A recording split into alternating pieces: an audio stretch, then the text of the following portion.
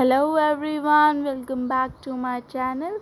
So this is sorry, it is too big in size. I'll short this. Yes, part number 3 of this chapter, fiber to fabric. So in the previous videos we have completed the main topic wool and see how it is converted into yarn and other materials. So this was done by us. Then this, so sorry, wait, yeah, am I cutting? This was done, and yes, here I am. We are going to discuss silk. Okay, it is second main topic. So let us begin. Silk fibres are also called animal fibres. जो silk fibres होते हैं वो animal fibres भी होते हैं, ये हमको पता है.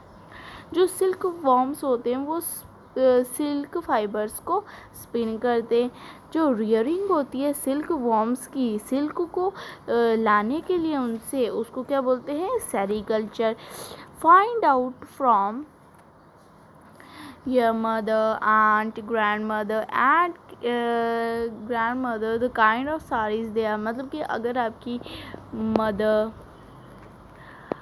आंट या फिर ग्रैंड मदर के पास अगर साड़ीज़ थी, अगर वो साड़ीज़ पहनती थी, तो उनके पास कौन कौन सी टाइप की सिल्क साड़ीज़ थी, ये आप पता कीजिए.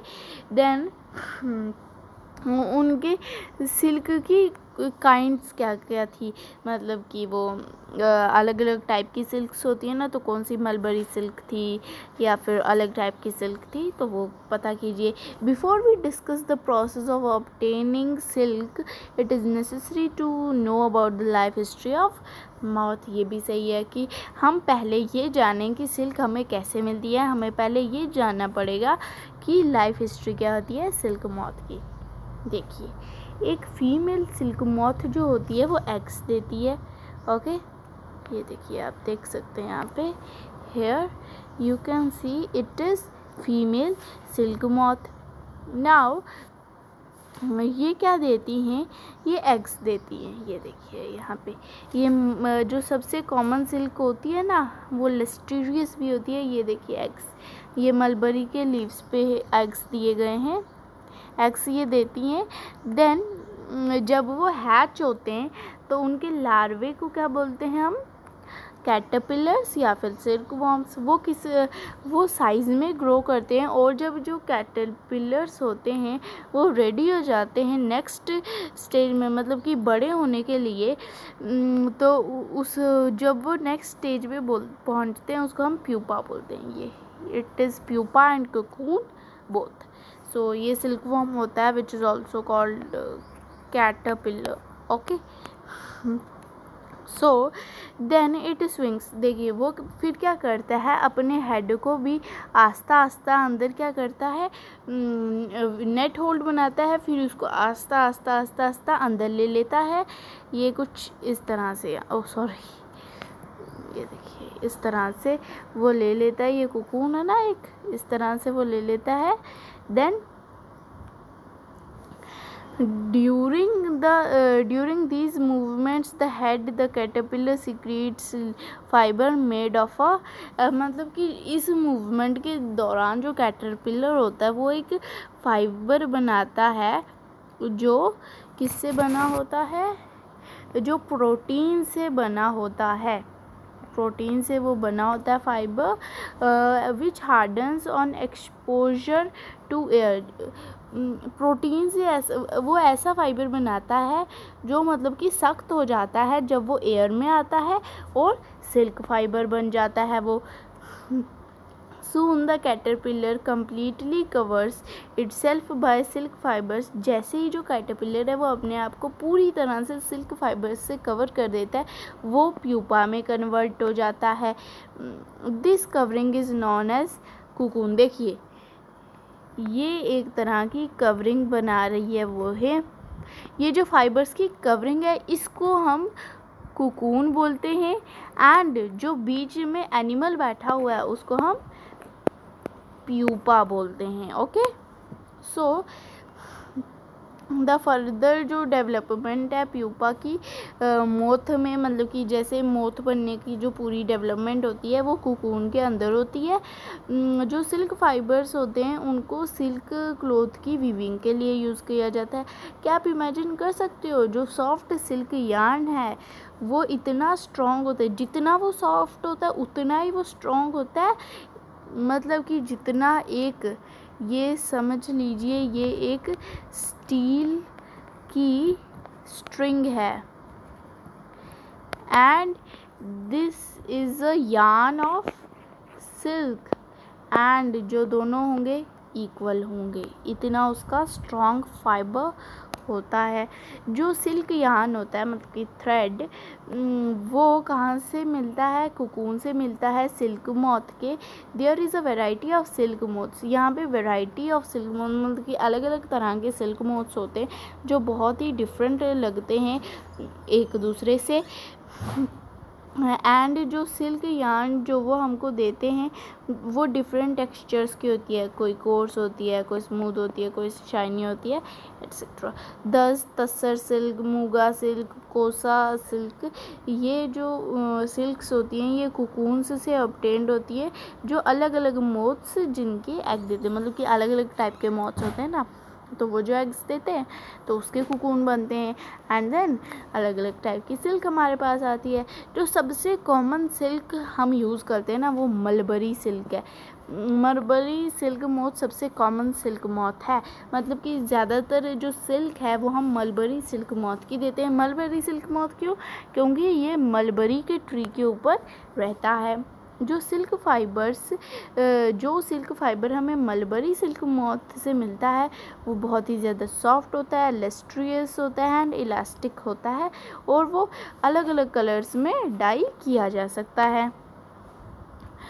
सेरीकल्चर और कल्चर ऑफ सिल्कवर्म्स, या तो हम सेरीकल्चर ले लें या तो कल्चर ऑफ सिल्कवर्म, ये बहुत ही ज़्यादा पुराना काम है इंडिया का। इंडिया जो है वो बहुत ही ज़्यादा सिल्क प्रोड्यूस करता है कमर्शियल स्केल पर। Now activity, collect pieces of silk cloths of various types of silk cloth of various types, paste them in your scrap। मतलब कि अलग अलग टाइप की जो आप है सिल्क ले लो, देन उसको अपनी स्क्रैप बुक में पेस्ट कर दो। अब आप इनको कहाँ से फाइंड कर सकते हो? टेलर की शॉप से, क्योंकि वहाँ पे बहुत ही ज़्यादा ढेर लगा होता है मतलब कि इसका। देन अपनी टीचर, मदर, आंट या फिर हाँ इन तीनों में से किसी की भी आप मदर लीजिए और आइडेंटिफाई कीजिए अलग अलग types of silk such as mulberry silk, tasar silk, eri silk, muga silk and kosa silk. इन दोनों को कंपेयर की मतलब कि कंपेयर कीजिए अलग अलग सिल्क की टेक्सचर। हाँ, आर्टिफिशियल सिल्क पीसीस भी आते हैं, उनके साथ भी कंपेयर कीजिए जिनमें सिंथेटिक फाइबर्स होते हैं। Try and collect pictures of different moths whose caterpillars, मतलब कि अब जितनी सिल्क आपने कलेक्ट की ना उन सभी के मोथ्स और कैटरपिलर्स की जो पिक्चर्स हैं उनको भी कलेक्ट करो जो अलग अलग टाइप की सिल्क देते हैं।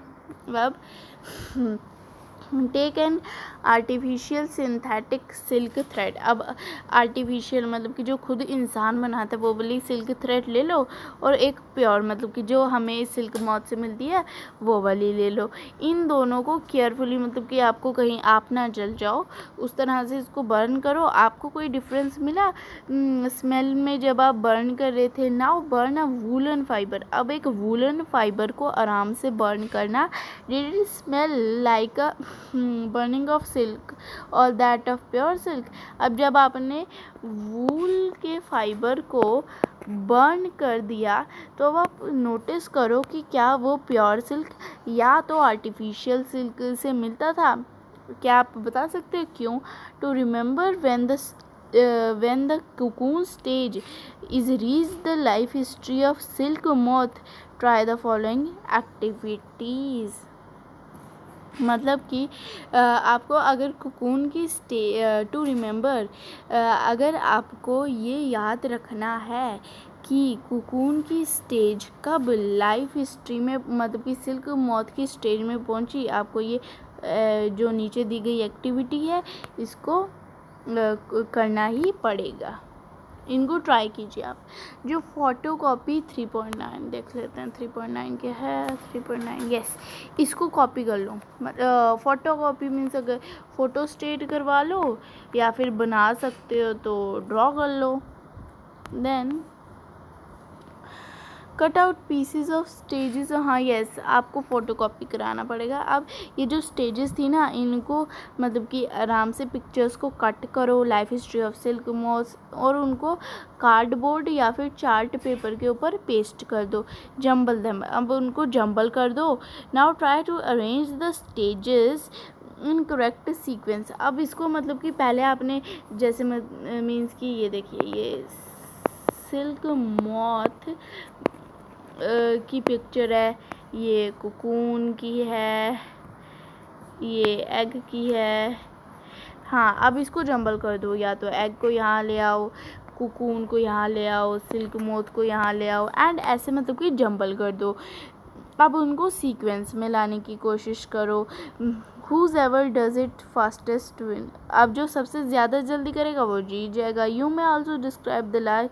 आप अपने वर्ड्स में भी लाइफ हिस्ट्री को डिस्क्राइब कर सकते हो। ये अपनी स्क्रैप बुक में लिखो। ये नॉलेज के लिए है, आप करना चाहें तो कर सकते हैं। In India women are significantly involve in various kinds of industries. मतलब कि जो इंडिया में जो वुमेन्स हैं वो बहुत ही ज़्यादा इंडस्ट्रीज़ में इन्वॉल्व रहती हैं जो सिल्क प्रोडक्शन की होती हैं। इसमें क्या होती है, मतलब कि सिल्क वर्म्स की रियरिंग होती है, रीलिंग होती है सिल्क की कोकून्स से, फिर प्रोसेसिंग होती है रॉ सिल्क की फैब्रिक्स में। Bye there enterprise they contribute two nations economy. ये सब करने के बाद जो वुमेन हैं इंडिया की, वो क्या करती हैं, नेशन को अपना योगदान देती हैं। जो चाइना है वो दुनिया में सबसे बड़ा सिल्क प्रोडक्टर है। इंडिया जो है वो लीडिंग सिल्क प्रोडक्टिंग कंट्रीज़ में भी रैंक आता है, उसका नाम आता है।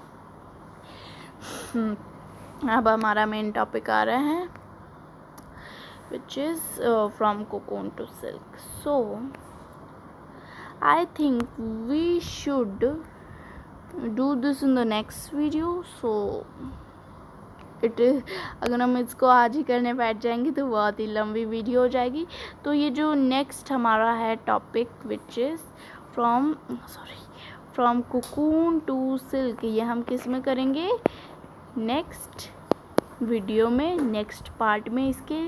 तब तक के लिए बाय बाय। अगर आपको इस वीडियो से थोड़ी सी भी नॉलेज मिली हो तो वीडियो को लाइक करें, अपने दोस्तों के साथ शेयर करें, एंड चैनल को सब्सक्राइब करना ना भूलें। Thank you very much.